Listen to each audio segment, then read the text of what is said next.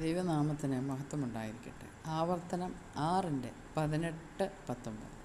നിനക്ക് നന്നായിരിക്കേണ്ടതിനും യഹോവ നിന്റെ പിതാക്കന്മാരോട് സത്യം ചെയ്ത നല്ല ദേശം നീ ചെന്ന് കൈവശമാക്കേണ്ടതിനും യഹോവ അരുളി ചെയ്തതുപോലെ നിന്റെ സകല ശത്രുക്കളെയും നിന്റെ മുമ്പിൽ നിന്ന് ഓടിച്ച് കളയേണ്ടതിന് നീ യഹോവയുടെ മുമ്പാകെ ന്യായവും ഹിതവും ആയുള്ളതിനെ ചെയ്യണം.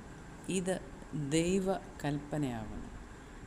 ഈ ദിവസം ഈ വചനങ്ങളാൽ ദൈവം തമ്പുരാൻ നമ്മളെയും നമ്മൾക്കിവിടെ അവകാശമായി തന്ന സകലതിനെയും സമൃദ്ധമായി അനുഗ്രഹിച്ച് കാക്കുമാറാകട്ടെ. ആമേൻ.